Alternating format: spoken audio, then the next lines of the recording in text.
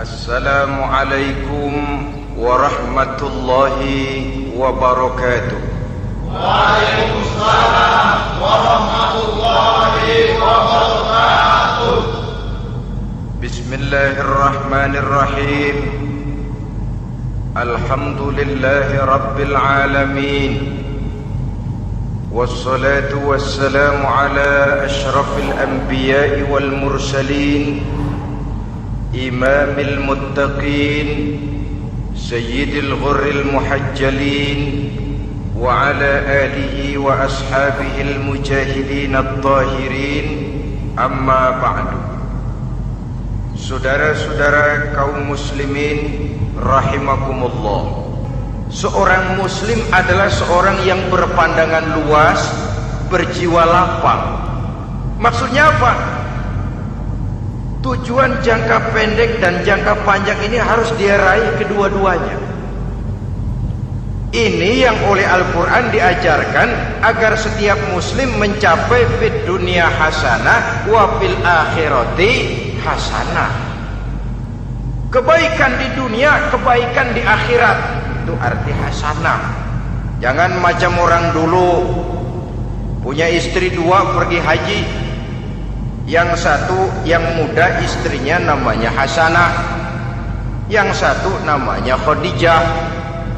Waktu tawaf keliling Ka'bah, si suami ini nggak bisa doa apa-apa kecuali Rabbana Atina itu. Tiap putaran Rabbana Atina fid dunya hasanah wa fil akhirati hasanah. Putaran kedua Rabbana Atina fid dunya hasanah wa fil akhirati hasanah. Ini istri tuanya yang namanya Khadijah dengerin aja. Akhirnya di satu saat dia colek suaminya, "Bang, mentang-mentang Hasanah bini muda disebutin melulu. Saya dong disebutin dalam doa." "Iya dah, ntar putaran selanjutnya." Suaminya blow on juga.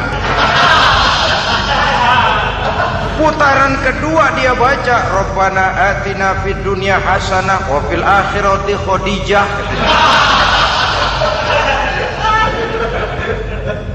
Saudara-saudara, itu makna refleksi daripada doa tadi itu, doa sapu jagat. Kita ingin fid dunya hasanah wa fil akhirati hasanah. Tujuan jangka pendek dunia tercapai, tujuan jangka panjang akhirat dan ridho Allah juga tergapai. Oleh sebab itu Al-Quran menjelaskan, wabtaghi fima atakallahu ad-daral akhirah wa la tansa nasibaka minad dunya. Dengan karunia yang diberikan Allah kepadamu, carilah bahagia akhirat. Wa la tansa nasibaka minad dunya, tetapi jangan lupakan bagianmu dalam kehidupan di dunia ini. Cari akhirat, utamakan akhirat dengan tidak usah melupakan jatahmu di dunia. Kenapa saya katakan seorang muslim berjiwa besar? Sebab andai kata dia gagal mencapai tujuan jangka pendek, andai kata dia gagal di dunia, dan dia oleh Islam diajarkan jangan sampai gagal, tapi andai kata dia gagal, dia masih punya tujuan jangka panjang, akhirat dan ridho Allah. Dia masih bisa menghibur diri, biarlah di dunia kita sederhana, bahkan biarlah susah di dunia, asal di akhirat kita bahagia. Orang yang tidak punya pandangan hidup semacam ini, surgalah dunia ini, segalanya telah tertumpu di sini. Bila umurnya selesai, ajalnya datang, selesai sudah, surganya sampai di situ, dan dia tidak punya pengharapan lain di belakang itu. Maka seluruhnya bertumpu pada kehidupan di dunia, padahal dunia seperti air laut, makin diminum makin haus, makin kering tenggorokan. Dunia yang diperturutkan menyeret manusia ke dalam lingkaran setan, terjebak dalam sifat yang namanya tamak bin rakus alias serakah.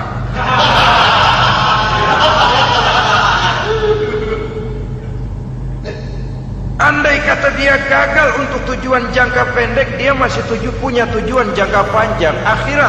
Dia masih sanggup berkata, biar di dunia kita sederhana, bahkan biar kepelangsak sengsara susah di dunia, asal di akhirat kita bisa bahagia. Kan masih ada harapan. yang paling bangpak, paling rusak betul. Sudah di dunia sengsara, di akhirat celaka. Jadi dunia rumahnya gubuk, pinggir kali miring, asal hujan bocor, hutang selebar warung. Bayang kagak, ngaji enggak, puasa enggak, saban malam mirit mulu. Saudara hadirin yang saya hormati, lalu kapan mau bahagia kalau sudah di sini susah, di sana akan susah juga. Ini yang pertama, seorang muslim, seorang yang optimis, berjiwa besar, luas pandangan. Kegagalan dia dalam jangka pendek tidak menyebabkan dia melupakan tujuan jangka panjang. Yang kedua, positifnya apa? Cara dia mencapai tujuan jangka pendek diwarnai oleh keyakinan adanya tujuan jangka panjang. Dia memang benar cari harta, tapi karena dia yakin ada akhirat, Allah ridho apa tidak. Ini positifnya. Saya memang cari duit, tapi dengan cara ini Allah ridho apa tidak. Saya memang ingin berpakaian yang rapi, tapi dengan tidak menutup aurat begini, Allah ridho atau tidak. Saya memang bergaul menghormati teman, tapi terjebak dalam minuman keras karena menghormati teman, Allah ridho apa tidak. Ini orang yang punya tujuan jangka panjang. Segalanya diberikan bingkai dengan pertanyaan, Allah ridho atau tidak.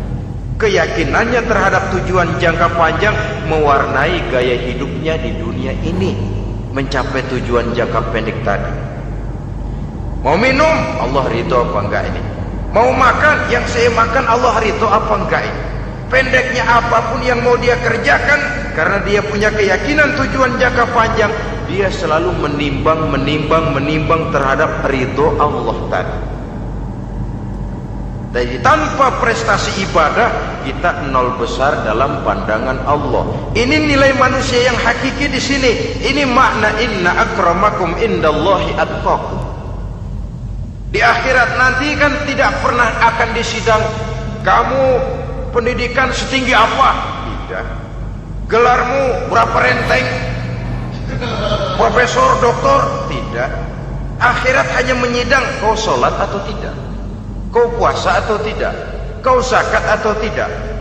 Diberikan kamu harta yang banyak, dari mana kau dapat, kemana kau belanjakan. Prestasi ibadah itu yang ditanya. Setinggi apa pendidikan, sebanyak apa pengalaman, no problem, tidak jadi masalah di akhirat itu. Prestasi ibadah itu yang akan kita persembahkan di hadapan Allah. Itu makna inna akramakum indallahi atqakum. Kerbau dinilai dari dagingnya, makin gemuk makin mahal harganya. Tapi ada perkutut lebih mahal dari kerbau. Perkutut itu mahalan mentahnya loh daripada matangnya. Karena harga perkutut pada suaranya. Lalu di mana harga manusia yang paling gemuk? Tidak.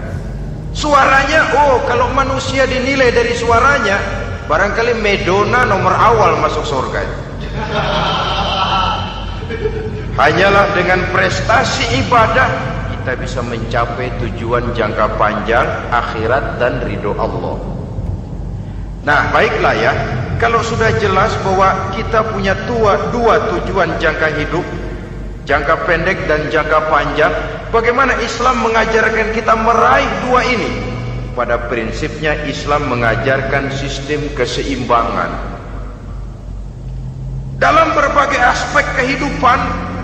Keseimbangan ini nampak dengan nyata diajarkan oleh agama kita. Seperti ayat yang saya bacakan tadi. Dengan karunia yang diberikan Allah kepadamu, cari negeri akhirat, tapi jangan lupakan bagianmu di dunia ini. Dalam bentuk yang lebih nyata, bekerjalah untuk duniamu seolah kau akan hidup buat selamanya, tapi bekerjalah buat akhiratmu seolah kau akan mati besok. Manifestasinya dalam kehidupan, misalnya orang kaya diperintah membantu yang miskin, tapi orang miskin dianjurkan berusaha. Jangan mengandalkan hidup kepada yang kaya, seimbang. Kamu kaya, betul Pak, bantu yang miskin. Kamu miskin, iya Pak, berusaha. Seimbang. Tuan rumah diwajibkan menghormati tamu, tamu diwajibkan tahu diri, seimbang. Jadi bagaimana kalau sudah kita bekerja di sawah, di ladang, di pasar, di kantor, anggap kita akan hidup selamanya agar timbul gairah kerja. Tapi kalau sudah sholat, anggap kita akan mati besok supaya timbul khusyuknya. Nah, titik tekannya di mana? Stresnya itu. Walaupun Islam mengajarkan sistem keseimbangan, tapi Al-Quran tetap menggarisbawahi walal akhiratu khairul laka minal, bahwa bagaimanapun seimbangnya, akhirat itu lebih utama daripada dunia. Bagaimana implementasinya? Kata orang-orang tua, kalau kita menanam padi, rumput pasti tumbuh, tapi nanam rumput jangan mimpi tumbuh padi. Maksudnya apa? Kalau satu perbuatan kita niatkan karena Allah, dunianya pasti ikut. Tapi kalau satu perbuatan diniatkan karena dunia semata-mata, akhirat akan hilang. Sebab itu, biasakanlah berbuat sesuatu baik untuk tujuan jangka pendek, lebih-lebih untuk tujuan jangka panjang, dengan motif lillahi ta'ala. Jadi saya ulangi, satu perbuatan kalau sudah diniatkan karena Allah, dunia biasanya ikut. Tapi kalau diniatkan karena dunia semata-mata, akhirat akan luput. Padahal itu titik tekannya, walal akhiratu khairul laka minal ula. Saudara-saudara kaum muslimin rahimakumullah, ini tujuan hidup. Jadi landasan tempat kita bertolak sudah jelas, pantai yang akan kita tuju dalam kehidupan ini juga sudah nyata. Kita ingin mencapai apa yang dinamakan fid dunya hasanah wa fil akhirati hasanah. Untuk itu perlu ada keseimbangan, tetapi titik tekannya tetap akhirat lebih utama daripada kehidupan dunia ini. Sekarang kalau sudah ada dasar hidup, sudah ada tujuan yang akan kita capai, tentu harus ada alat untuk mencapainya. Semuanya perlu sarana. Bahkan pada hakikatnya dalam kaidah usul fikih, para ulama mengajarkan lil wasail hukmul maqasid. Sarana dan tujuan hukumnya sama. Ini mestinya mendidik umat Islam jadi pinter. Jangan cuma berpikir melaksanakan satu pekerjaan, tapi juga berpikir menciptakan sarana untuk terwujudnya pekerjaan itu. Misalnya umat Islam wajib pergi haji kalau mampu, kan begitu toh? Kalau dia umat Islam Indonesia, tentu pergi hajinya ke Mekah. Mekah, Jeddah, Mekah, Indonesia, perlu sarana angkutan untuk sampai ke sana. Kapal laut, kapal udara. Artinya umat Islam harus maju di bidang teknologi, bisa menciptakan pesawat, bisa menciptakan kapal laut, sarana yang akan menyampaikan dia untuk bisa melaksanakan ibadah haji. Selama ini kita bertumpu kepada pemikiran, pokoknya kan yang penting gue pergi haji pakai apa, kayak gue punya duit. Dari segi pribadi memang barangkali begitu, tapi sebagai umat yang harus mencapai kemajuan, apabila diperintahkan melaksanakan sesuatu, kita pun hakikatnya dituntut menciptakan sarana untuk menunjang pelaksanaan sesuatu itu sendiri. Agama mengajarkan an-nazafatu minal iman, kebersihan sebagian daripada iman. Siapa yang menciptakan mesin cuci, sabun-sabun keras, deterjen, rinso dan lain sebagainya? Siapa yang menciptakan air condition, pembersih ruangan? Kita hanya berpikir pokoknya kan bersih, mau pakai apa kek. Kita jarang yang berpikir kepada pewujudan teknologi modern untuk menerjemahkan hadis itu. Syukurlah belakangan ini sudah muncul teknokrat-teknokrat muslim yang dijiwai oleh semangat Al-Quran membuka tabir rahasia konsepsi Islam di lapangan teknologi modern yang makin lama makin menunjukkan tuntutan kebutuhan daripada umat itu sendiri. Dengan demikian, apabila ada tujuan hidup, kita memerlukan alat untuk mencapai tujuan tadi. Supaya tujuan fid dunya hasanah wa fil akhirati hasanah tercapai, apa alat yang harus kita pakai? Kita lihat surah At-Taubah ayat 111 memberikan jawaban. Innallaha ashtara minal mu'minina anfusahum wa amwalahum bi anna lahumul jannah. Sesungguhnya Allah telah membeli dari orang-orang beriman diri mereka, harta mereka, bahwa sesungguhnya bagi mereka adalah surga.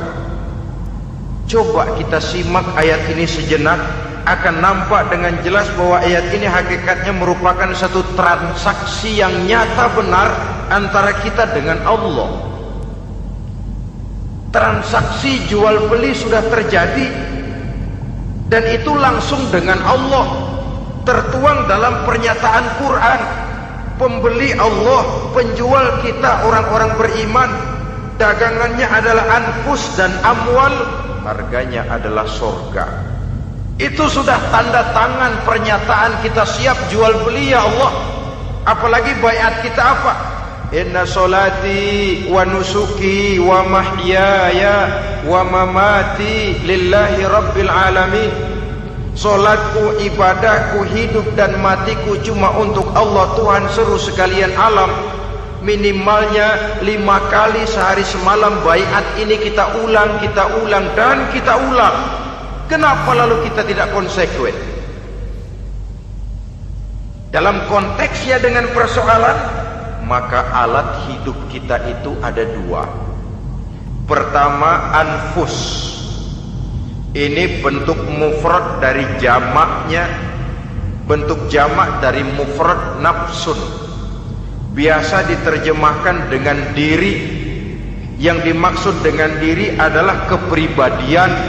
Yang dimaksud dengan kepribadian ialah kekayaan yang kita miliki dalam kepribadian kita. Artinya bisa tenaga, pikiran, konsep, gagasan, wewenang, ide, pangkat, jabatan, kemampuan, keahlian, skill, itu semuanya masuk ke dalam anfus, diri. Sedangkan amwal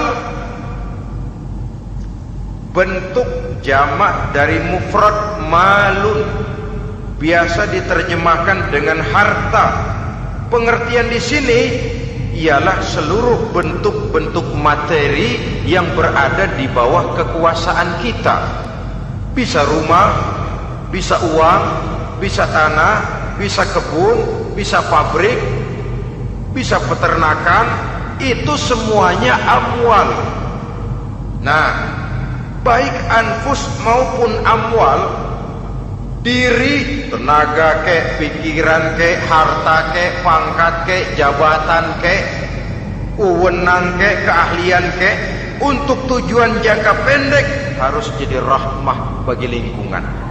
Untuk tujuan jangka panjang harus menunjang jalan menuju ridho Allah.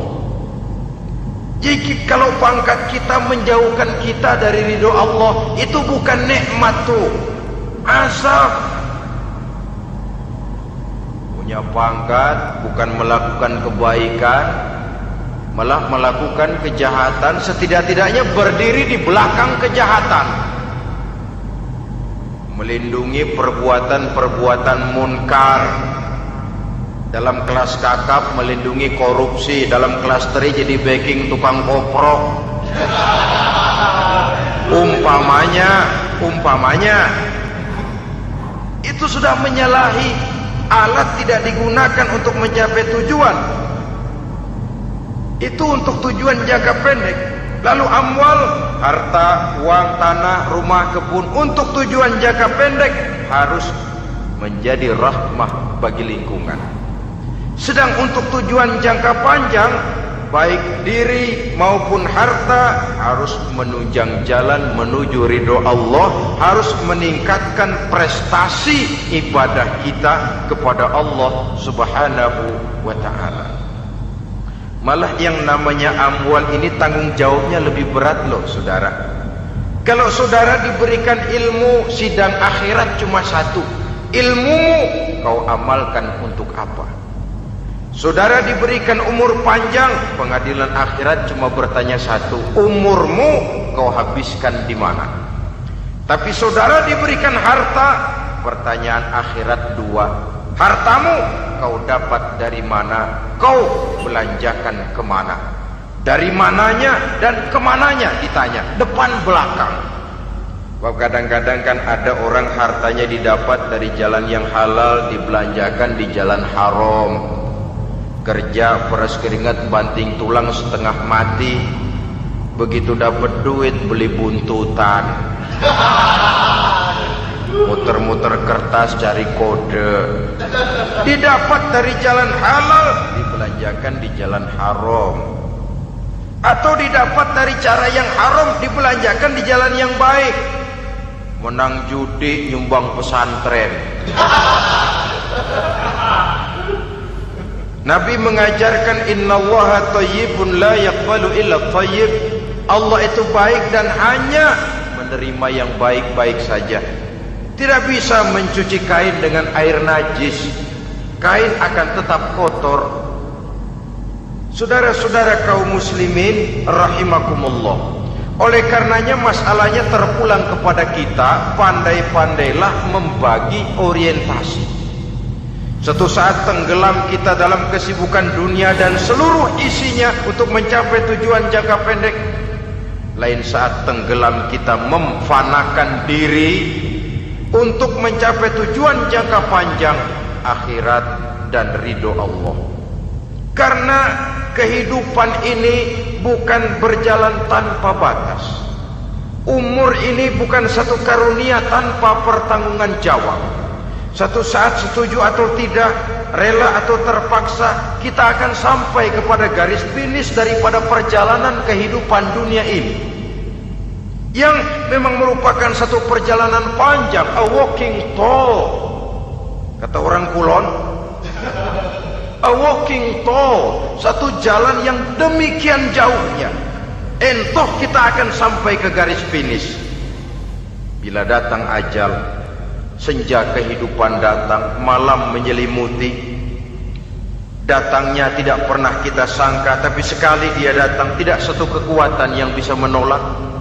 Kehadirannya tidak pernah kita harapkan, tapi satu kali dia datang bertamu, pasti terjadi. Dan itu pasti akan kita temui. Alangkah malangnya pada saat kembali itu datang, kita tidak punya prestasi ibadah. Lalu apa artinya prestasi dunia? Apa artinya tujuan jangka pendek kalau kita harus kehilangan tujuan jangka panjang? Rumah kita yang besar, pangkat kita yang tinggi, harta kita yang banyak, bisakah menolong kita untuk kalau sudah kumpul di padang mahsyar nanti? Malaikat, jangan gebukin saya, rumah saya harga 2 miliar.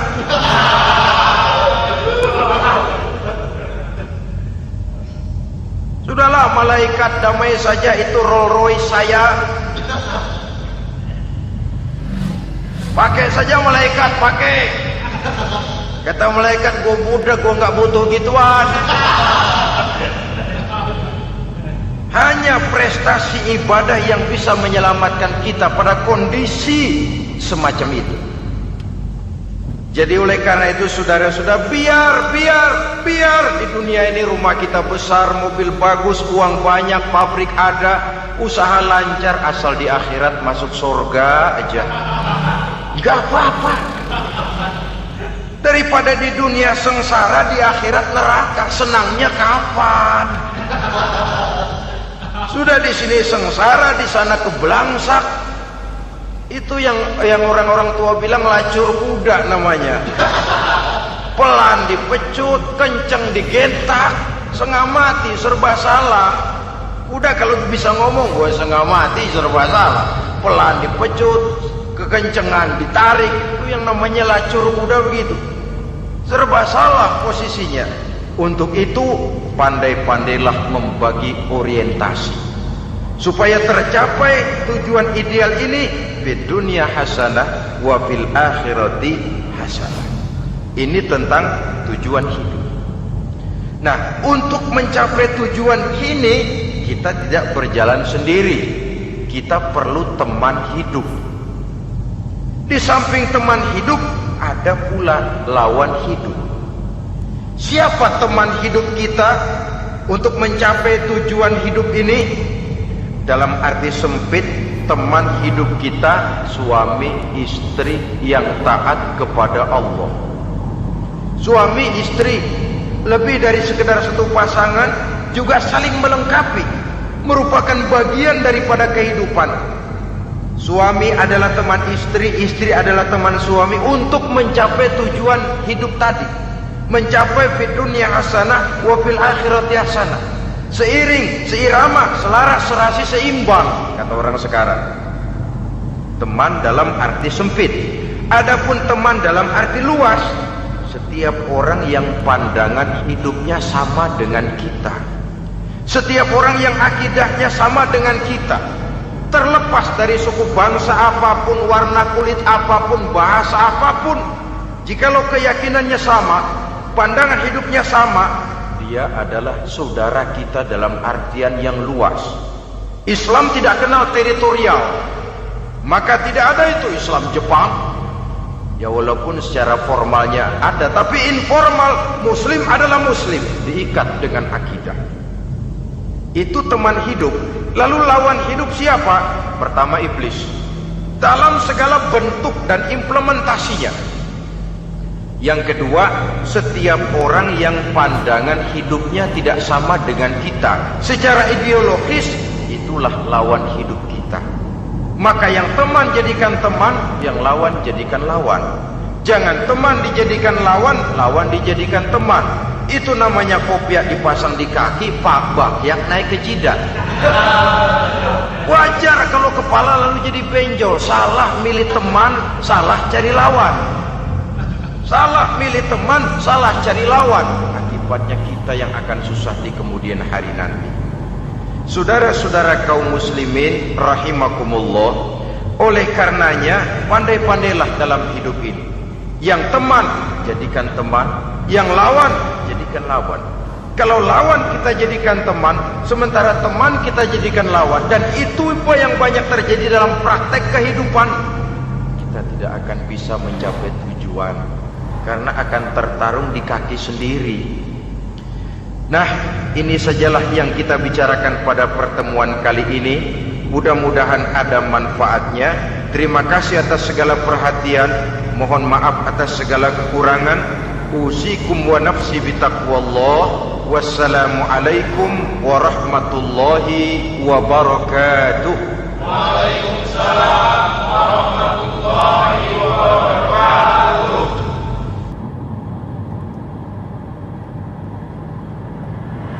Mm-hmm.